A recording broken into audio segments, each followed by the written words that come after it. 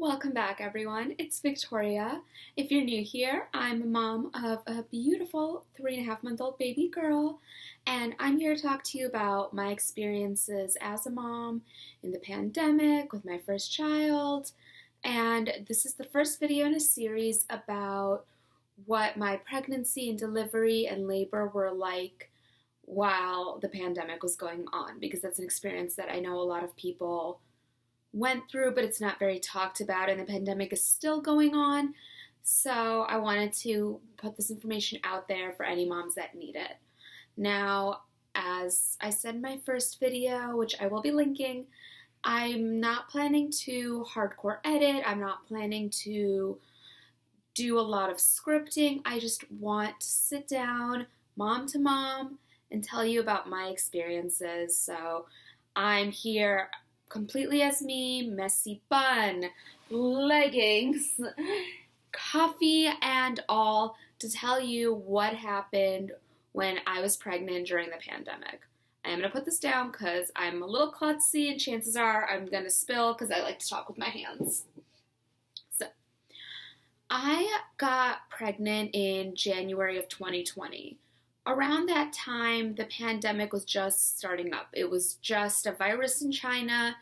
I'm in Indiana, so I felt like it was far away. I read about it, but it wasn't impacting me. In February, my husband and I went on a cruise very early February to celebrate my 26th birthday, and things had kind of started ramping up. The cruise line sent us a text message saying that if we had been to mainland China in the last 2 weeks, like, we couldn't go. So pandemic was starting to become a thing, but it was still pretty minor. And when we got back from the cruise, there were a couple people on our flight in masks, but still very, very minor, very new, very unknown to us. And in March, when my husband and I went to my first appointment, we both went. Nobody was wearing masks. They asked us if we traveled, but that was it. That was the extent of the COVID precautions at the time. And I remember being really excited. We were both at this ultrasound. It was our first baby. And at that time, I was still working. I was working part-time as substitute teacher, gearing up to go to grad school. And then the pandemic hardcore hit. And my husband started working from home. He's in IT, so that wasn't an issue. I couldn't work at all because all the schools shut down, and I wasn't completely comfortable being pregnant and going out into the world, because at that time, all we ever heard about the pandemic was, if you get it, you probably are going to die. And thank God, since then, we've learned that's not really the case. But we were still very cautious, very scared. And so I wasn't working, and then my 12-week appointment came up. So that was my second prenatal appointment.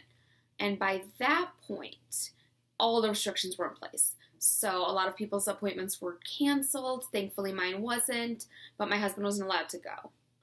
I'm someone that's not great with blood draws, so my husband did sit in the car in the parking lot just in case I passed out, but he couldn't come in, he couldn't hear the heartbeat, he couldn't be there for that appointment at all. And what made it even worse is I carry a genetic disease. It's called Canavan disease. Very dangerous. If both you and your spouse have it, you could end up with a child having it. And the consequences can be deadly.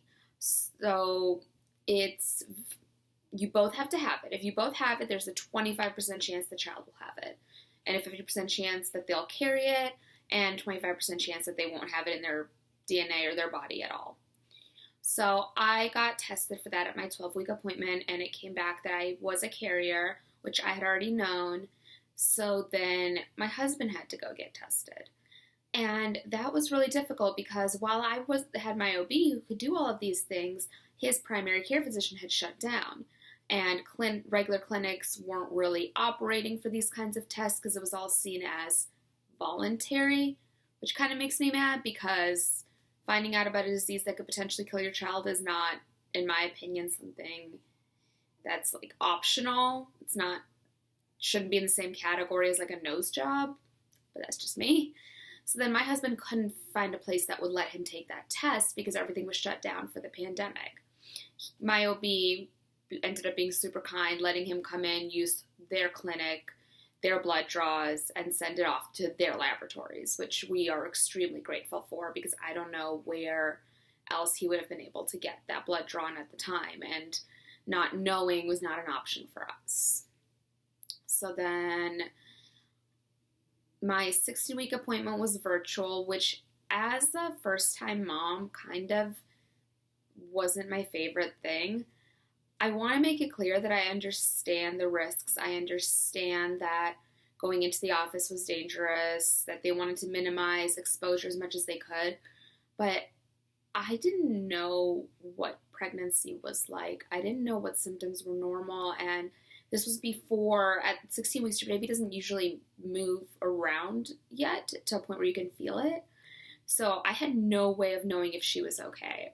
I just had to trust that everything was going to be okay. And as a first-time mom, or as an any-time mom, just trusting that everything's going to be okay is kind of difficult. I did find out later on that I could refuse virtual appointments and go into the office at my own risk, which I appreciate that they at least gave us that option, because I know a lot of offices didn't give it as an option and they just told their patients that you're doing this appointment virtual and that's just, it is the way that it is. So I did find out later that didn't have to be that way, which I was thankful for. However, there was always still the fear of going in. I didn't know much about the pandemic. I have a business degree and my master's was going to be in education. So there was no part of me that knew vaccines or medical factors or risk levels. All I was getting all of my information from the media. And of course the media wants to print the best story, so a lot of what I was reading wasn't valid. And it wasn't, but all I was seeing was the horrors and the risks and the fact that people are dying, which all happened, all true. It was still is extremely terrible. Please be safe, wear a mask, wash your hands, social distance, whatever you need to do or whatever you feel is right to do. But at the time, all I was seeing was the death toll, and I was terrified. I had a panic attack before my 12-week appointment because I was worried that if I went to the office, I would get it. But if I didn't go to the office, what if something was wrong with the baby? So I felt like I was stuck between a wall and a hard place, and I felt awful. I didn't know how to protect this baby or myself. I didn't know if it was safer to go and get checked out or if it was safer to stay home and stay away from people. And it just was a very, very scary time. So then came my 20-week appointment, and that's the one where they measure every body part, they look at all the chambers of the heart, the brain, basically they look at every single inch of the baby and do measurements and make sure everything's going okay. That's a long appointment, and it's kind of a scary appointment, especially as a first-time mom, because I didn't know what was going on inside of me. I wanted this baby to be okay so badly, and I just was terrified going into this appointment thinking that they'd find something wrong. So it really, really sucked when my husband couldn't go with me, and I had to sit through this hour-long ultrasound just holding my breath, hoping that everything would be okay. And it was, and I'm so thankful. And the ultrasound technician was wonderful. She walked me through everything. She calmed my nerves. I just really wish my husband could be there. A lot of these dads, the ones that are first-time dads during the pandemic, missed a lot, and I know it's for safety, and I understand. I never argued with my OB team. I never asked if there was an exception. I never asked for anything, but really, really bothered me and my husband that he couldn't be there for anything. Felt like he was missing out on the very beginnings of his child. But along with that 20-week echo, I had an appointment at 22 weeks because my husband has a hole in his heart, and I needed to make sure that my daughter didn't have it. Apparently, they're not 100% sure if his condition, which I'll put on the screen because I can't pronounce it, again, not science-y at all, if his condition is genetic or not. So they tested my daughter for it. So that was another big, scary ultrasound that I had to do completely on my own, and it just was a very scary time. Thankfully, she doesn't have it. She's perfect, but I really wish my husband had been able to go to that.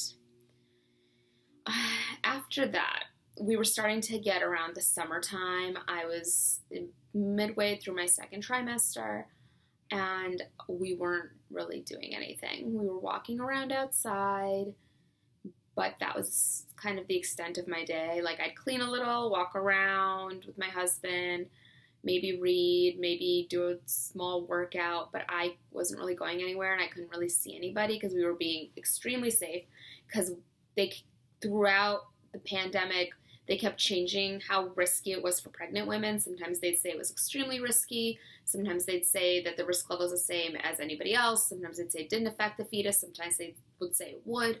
So we were just paranoid. We weren't going anywhere. And if we went anywhere, we took showers. We put our clothes in the wash. We Lysoled any surface of the house we touched in between showering and coming home. We were very extreme about it.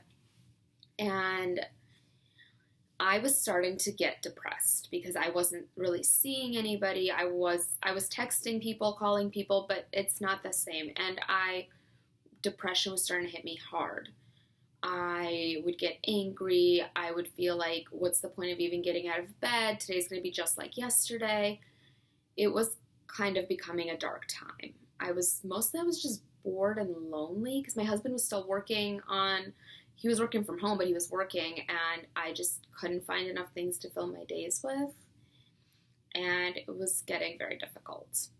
The end of July, my husband's family was having a mini family reunion, about 8 of us, in Michigan. So we're in Indiana. It was about a 4-hour drive, and we decided that they were all being safe. We knew that most of them had been quarantining, weren't going out, weren't doing anything, and even though the risk level of leaving and going on this trip existed, I couldn't stay in the house anymore.